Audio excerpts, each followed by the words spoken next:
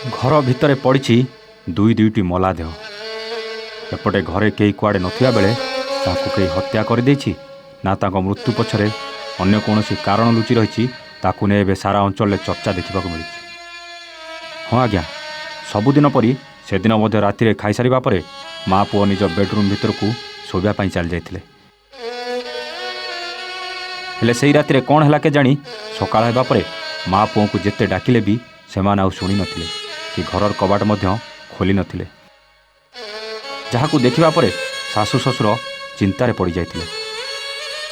ଏପଟେ ଘରେ ପୁଅ ନଥିବା ବେଳେ କାହିଁକି ଯେ ବୋହୂ ତା ରୁମ୍ର କବାଟ ଖୋଲୁନି, ତାକୁ ନେଇ ସେମାନଙ୍କ ମନରେ ସନ୍ଦେହ ବଢ଼ିବାକୁ ଲାଗିଥିଲା। ତେବେ ଅନେକ ସମୟ ଧରି ବୋହୂ ନିଜ ଘରର କବାଟ ଖୋଲୁନଥିବା ବେଳେ ବାଧ୍ୟ ହୋଇ ଶାଶୁ ଶ୍ୱଶୁର ପଡ଼ିଶା ଘରର ଲୋକଙ୍କୁ ଡକାଇ କବାଟ ଭାଙ୍ଗିବାକୁ ଚେଷ୍ଟା କରିଥିଲେ।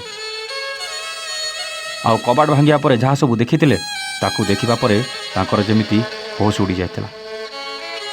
ହଁ ଆଜ୍ଞା, ଘର ଭିତରେ ପଡ଼ି ରହିଥିଲା ଦୁଇଟି ମଲା ଦେହ।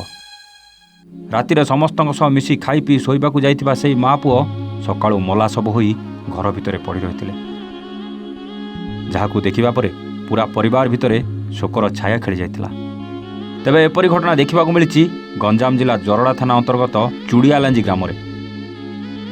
ଏକା ସାଙ୍ଗରେ ମା' ପୁଅ ଦୁଇ ଜଣଙ୍କର ସନ୍ଦେହଜନକ ମୃତ୍ୟୁ ଘଟିଥିବା ଜଣାପଡ଼ିଛି।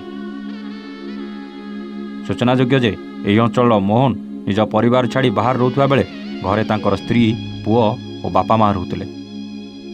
କିନ୍ତୁ ଏବେ କ'ଣ ହେଲା କେଜାଣି, ହଠାତ୍ ଘର ଭିତରୁ ମୋହନଙ୍କର 25 ବର୍ଷୀୟ ସ୍ତ୍ରୀ ଦାଲି ନୀଲାବେଣୀ ଆଉ ତାଙ୍କ 7 ବର୍ଷର ପୁଅ ଦାଲି ରୀତିଙ୍କର ମଲା ଦେହ ଉଦ୍ଧାର ହୋଇଛି।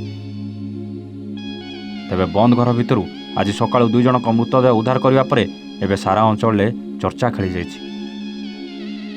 ଖବର ପାଇ ଘଟଣାସ୍ଥଳରେ ସାଇଣ୍ଟିଫିକ୍ ଟିମ୍ ସହ ଜରଡ଼ା ଥାନା ପୋଲିସ ପହଞ୍ଚି ତଦନ୍ତ ଜାରି ରଖିଛି।